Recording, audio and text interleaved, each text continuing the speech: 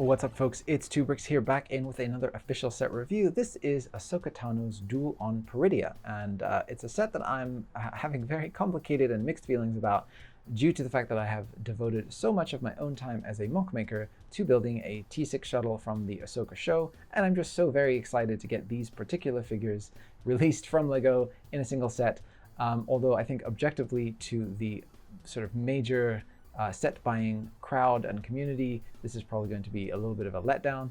So I'm going to try to balance my thoughts between my own excitement and your own as a regular consumer, and try to give you my most unbiased opinions here about this set. But I do think there's a lot to love here, despite the negative reaction online to what is being called just a big gray blob. I do think it's definitely a little bit more than just a big gray blob. So let's get in and take a look at this set. It's a really interesting one, some absolutely banger minifigures to take a look at, so I'm really excited for that. So yeah, let's just take a look. So in the spares bin here, we have a spare one of these green versions of the Darksaber. That's a transparent green. It's absolutely a beautiful piece, and I love it so much. So you get one of those.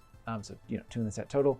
Some pearl gold elements here that are nice to have, but nothing really fancy other than that green blade.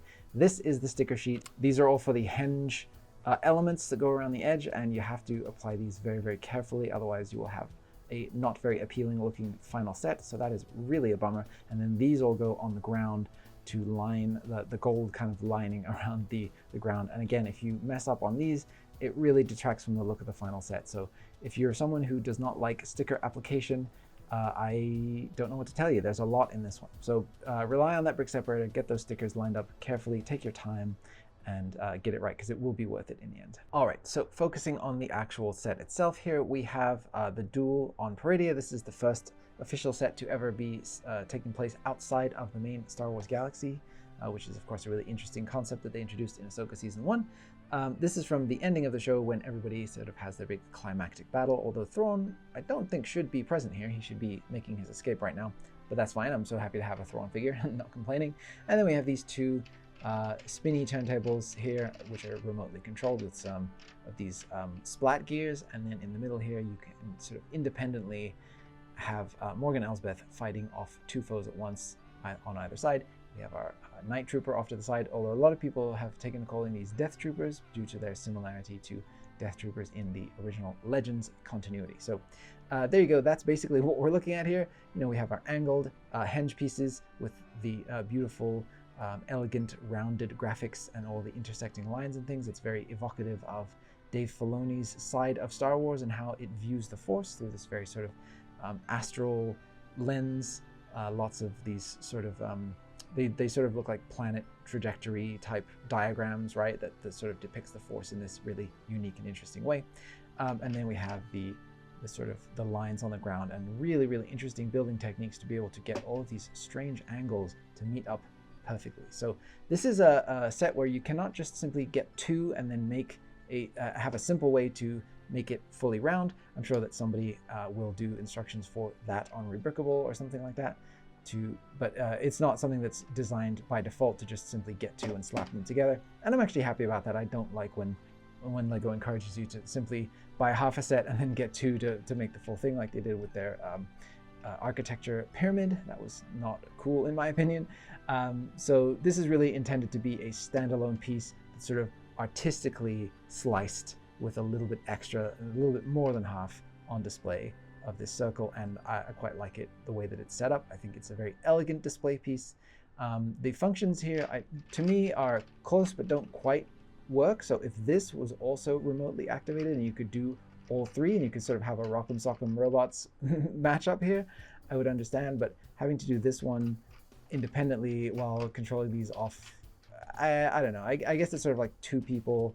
Like, you can try to do the Rock'em Sock'em thing, but you have to sort of get your hands in here, and it just doesn't quite work. It's almost there. It's interesting, and it's just not quite executed fully correctly. So let me take the figures off here. We'll just take a look at the actual platform. So over here we have a platform to launch a figure. So you can either see that as like when, you know, the bad guys are about to be defeated. So you can place your Thrawn over here and get him back to his Star Destroyer. Get back over there, you. So basically you just knock somebody over that way. Then they're not gonna like go flying or anything. So it's not meant to, I don't think, it's not meant to emulate Ezra Bridger's big super jump that he does, more just like someone's been defeated and killed. So there's that. So the Stormtrooper would probably work well in that regard. He's tried to shoot at the good guys, and the bolt got deflected back in his face, and he's killed. So there's that.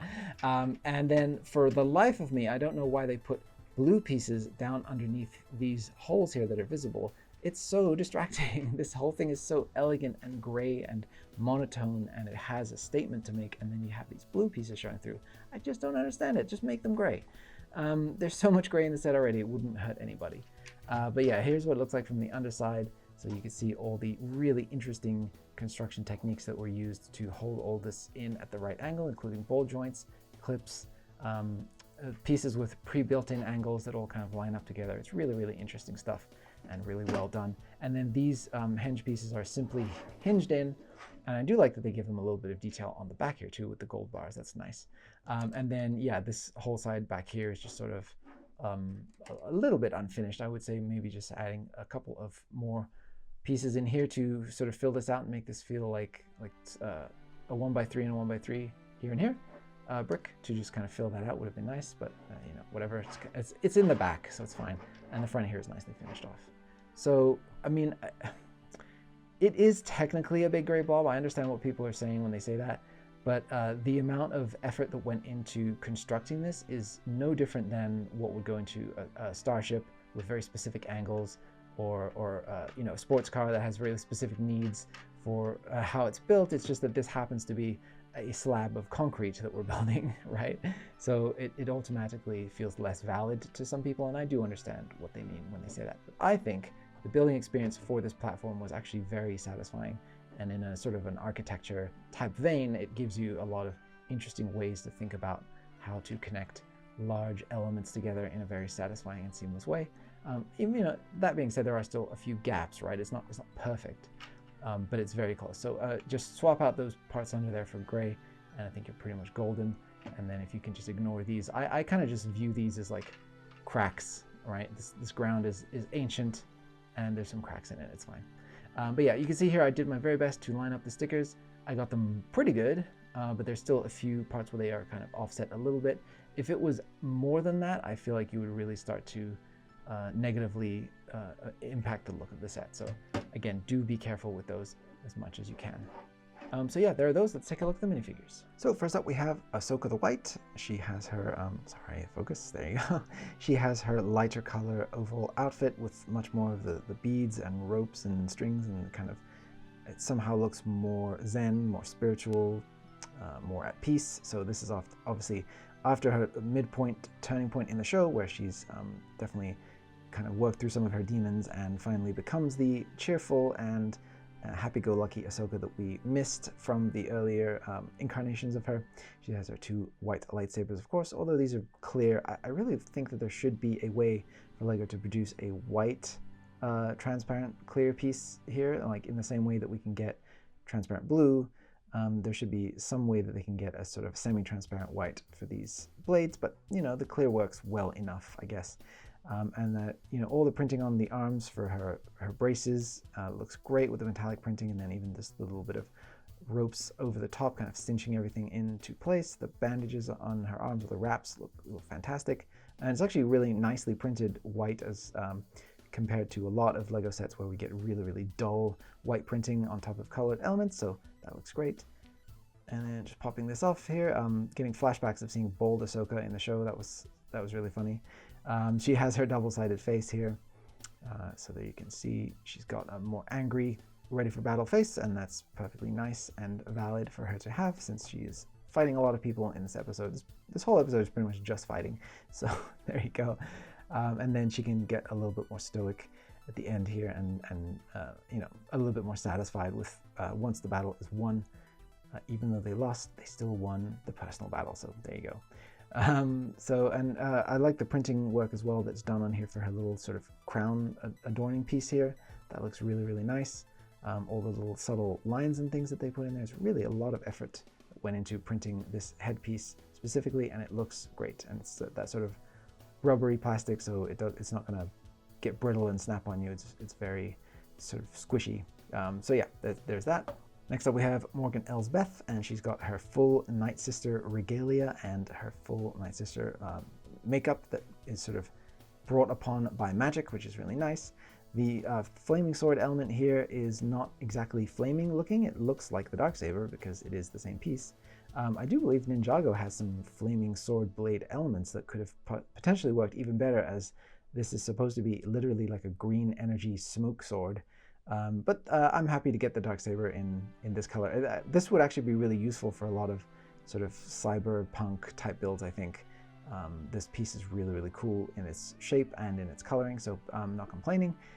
Morgan has her just black pants on here because she's in battle mode, so no dress or robes or anything like that. And then she has the nice printing on here for her robes with a lot of detail around, particularly the midsection there with all those lines kind of intersecting in the middle. It looks great. And there you go. And then for her alternate face, she has her placid expression. This is sort of pre-battle taunting. She's got this, and then spoiler alert, she does not got this. So there you go.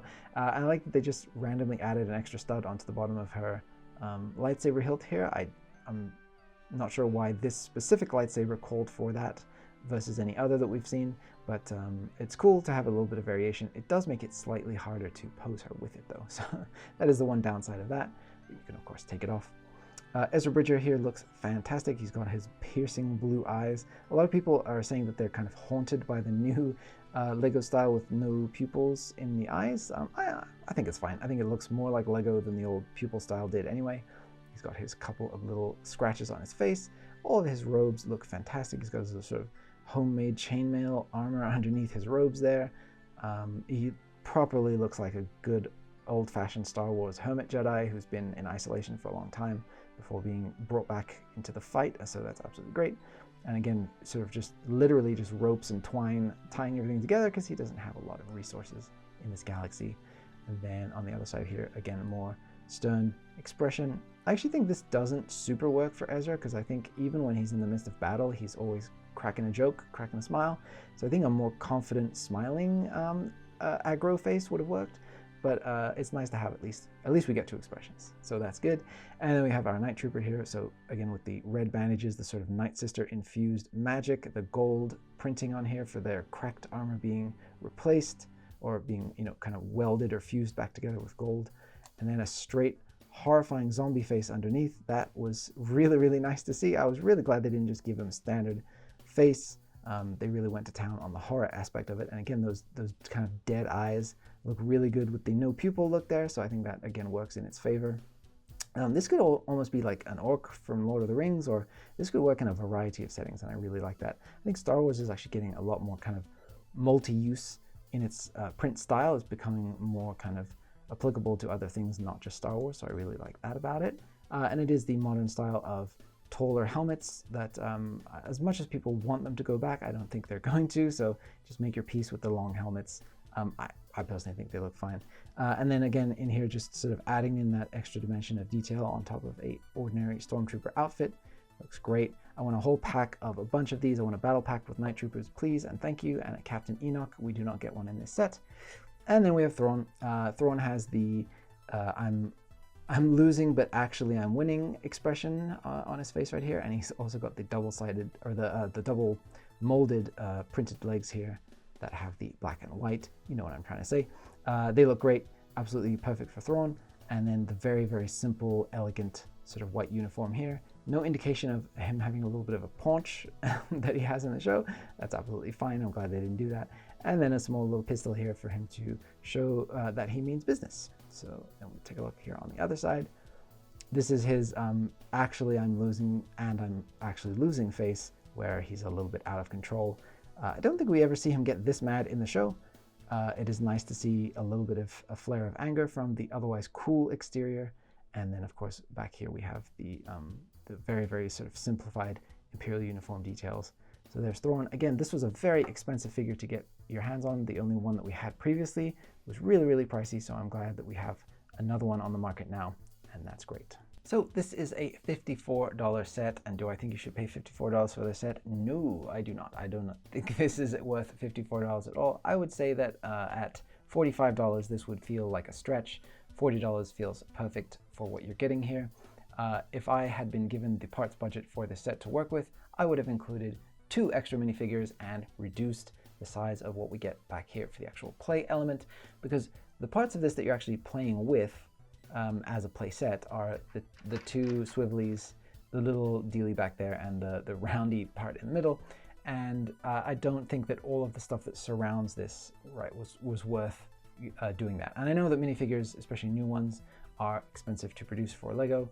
I mean, it's nothing for them to throw in a standard Stormtrooper, but when you get the one with the extra printing on, that's all new elements that have to be designed and printed. I get it. But I would have liked to see either 2 more Night Trooper variants, or 1 Captain Enoch, or perhaps a Sabine to kind of complete the scene here. As it is, I just don't feel like what they're asking for is fair or right. I think that if you can get this on a discount, you want to get at least 20% discount on this to make it worth your while. Otherwise, I don't know. I don't think I can recommend it for that price. It does look very nice on display, and if you want to get these figures in particular, if you're really, really anxious to get your hands on some Ahsoka figures, you know, you can explore bricklink options for that, I'm sure, to get the individual figs that you want. But if you want all of the figures you see here, and you really, you know, don't mind the look of this, and you know that what you're getting is a little bit overpriced, but you want it anyway, I don't think you're going to hate the set. You're going to enjoy looking at it on a shelf. It's very elegant, but I think that Lego they know what they're doing here with this a little bit, because they know that these are very desirable figures that we did not get in previous sets, and people will be willing to pay a little extra to get them. So I think if we're going to focus on minifigures, I would definitely like to see at minimum 1 more to make it feel like it's worth $54 US. But again, you know, there's so many sets coming out at the moment. Lego is producing a record number of products every single year, topping their previous record. So I think that we're probably going to see this discounted fairly soon. I know that the prevailing opinion was that Ahsoka, the show, was not very good. I don't agree with that. I think it was a very enjoyable show indeed. And I think that there are probably enough people out there who've just been sullied and spoiled on the whole Disney Plus era of Star Wars TV, and have just lost interest. And so the interest for this may not be as high as what Lego is expecting, and then you may see discounts. So that is my hope, because I think that what we are getting here quality-wise is very nice. The actual graphic design work, the actual set design work on all of the elements that are in here is very, very nice and worthy of appreciation. It's just the price that needs to come down, kind of way down actually. So those are my thoughts on the Duel on Peridea. Let me know what you guys think. I definitely enjoyed putting this one together. I just wish that I had paid slightly less money for it. And I'm going to get to work on the next review, because I have a lot more to bring you from this current wave of LEGO Star Wars. So I'll see you on the next video, and may the Force be with you.